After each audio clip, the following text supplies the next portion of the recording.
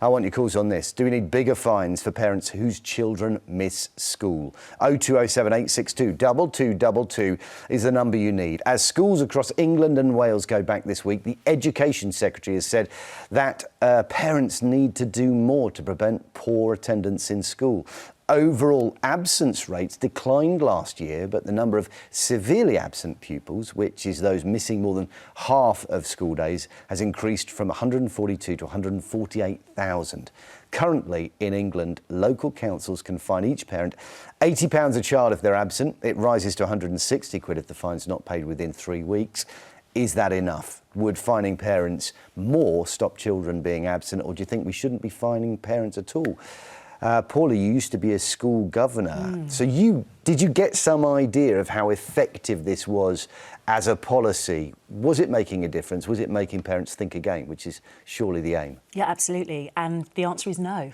It made absolutely no difference because, of course, it's a sledgehammer to crack a nut. It's a very lazy approach to dealing with something that is nuanced and is far more complex than that. We are talking about children who are struggling to engage in what is their society. Now, if we had an adult who was struggling to engage in the adult world, we would be asking that adult, OK, what's going on here in terms of your mental health?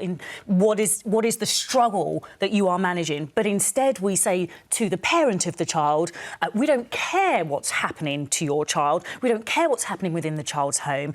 We don't care that your child, for example, feels fearful when they're travelling to school. We don't care that your child isn't getting enough sleep or isn't... Maybe they don't care about education. Maybe they don't value education, and the wake-up call that penalty might have could be just the thing to make them... That will be where it hurts and makes them say you have to think seriously about what you're giving this child. Then if we are saying that I'm going to fine you, ordinarily it's going to be a parent who is struggling already with finances, so I'm going to now provide you in an even more financially difficult situation because you can't get your child to school. Or we're dealing with families who could afford the fine, but actually we've got a child who is struggling with their mental health and they can't access the mental health services that they require. This fine is not answering the question of why it is my child is not going to school. I need support. I need some understanding. I need some compassion, some sensitivity. I'm not getting that by simply you charging me £160. OK, so, Cristo, I'm putting myself in the role of a parent that maybe doesn't care about education as much as they might. Now they're getting a fine from the institution that they don't really care about. This is a really good chance for them to disengage with education completely and say, well, I'm not going to sit around and receive a fine from them. Well, I mean, there are parents and there are parents. If you have a child that is having trouble going to school, right, and that child has we can talk about the absolute insane number of children who have mental health problems at the moment, probably because of COVID at the moment, and how that's come about as a separate topic. But if that parent is engaging, if that parent is going into the school, if that parent is trying to get to the bottom of what is going on, I don't think those sorts of parents should be fined because they're the ones that are actually trying to solve the problem. But not all parents are like that. We have parents within families that are not engaging with why their children aren't going to school, whose children are consistently absent. It is insane that we have 150,000 children in this country that are just not going to school or barely going at all. We'll hear loads more from Cristo and Paula after the break. Don't go anywhere. We're taking your calls on this. Do bigger fines for parents whose children miss school. 0207 862 2222 is the number you need. As a reminder, in England, local councils can fine each parent 80 quid per child if they're absent. It goes up to 160 if it's not paid within 21 days. Each parent will only get up to 2 fines for the same child in a 3-year period. But if you get a second fine in 3 years, it will be 160 quid. After this, 3 or more unauthorised absences can lead to a prosecution. Hope that's clear now. Right, let's get to your calls. Debbie's in Cardiff. Debbie, have you got kids? Have you taken them out of school and paid the fine, or is that something you wouldn't dream of?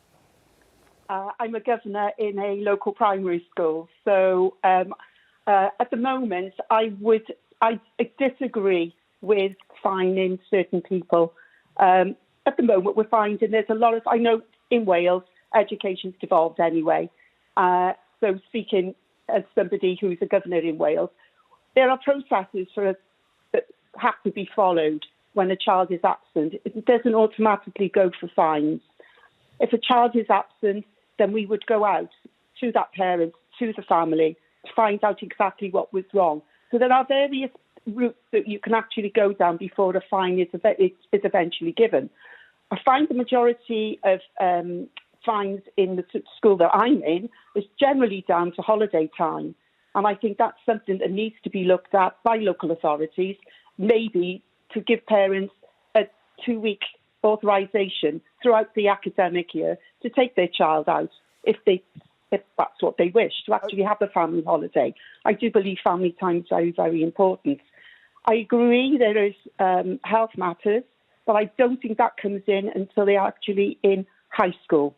And I think high school, secondary school is a totally different ballgame. As for going out to parents there, I know there are education welfare officers and there are processes to follow there before the final fine is given. Debbie, the process that you're talking about sounds incredibly involved, and it sounds like a kind of duty of care that the school there then has towards the parents is you are making sure that this nuanced approach to it that Paula was talking about actually is being activated there. So you're properly engaging with the parents.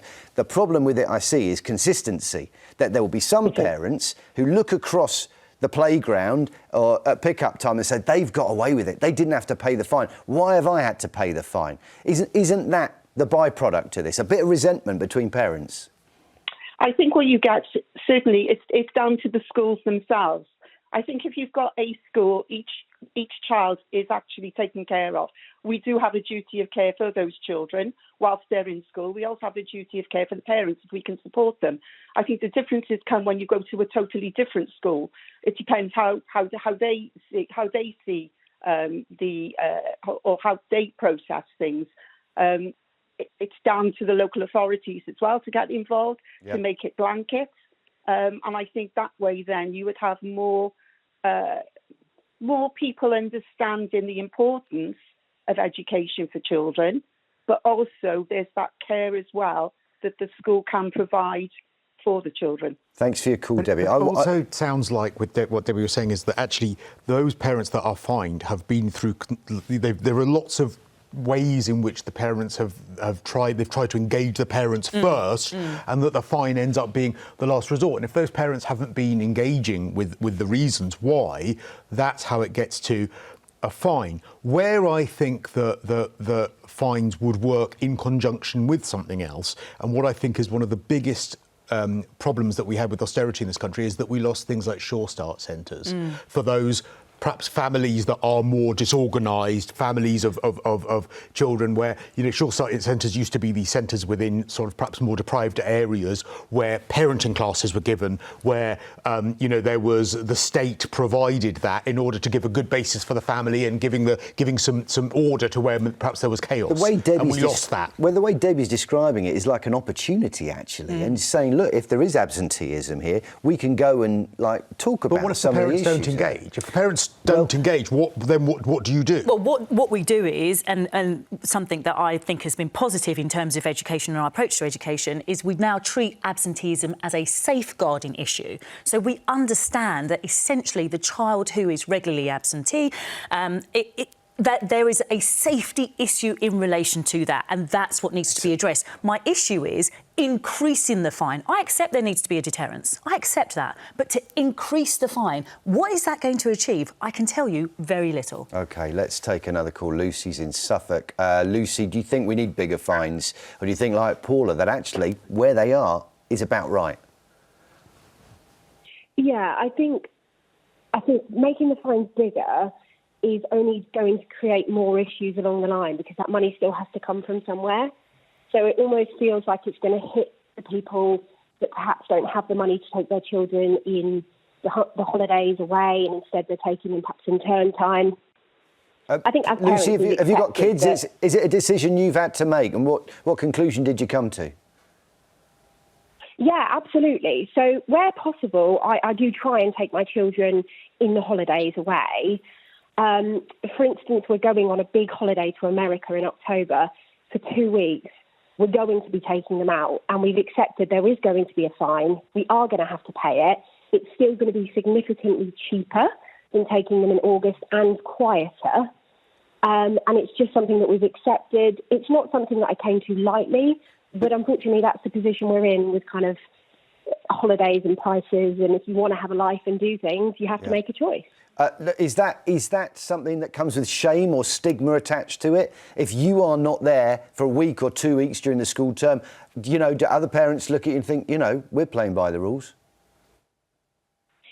Yeah, I think handing that holiday form in, kind of asking for the time, knowing that the school are going to say no, comes with a massive amount of anxiety for parents and shame. It's not something that I think parents just do, off the cuff. Yes, I think other parents do judge, and a lot of people have said to me, how are you managing to do a 2-week holiday in October with just a week's half term? And I've had to say, well, we're taking them out. And it does make you feel a little bit awkward, but at the same time, I want my children to experience that. It just wouldn't be possible during the summer holidays, during the time that you're given, long summer holidays. Not. Okay.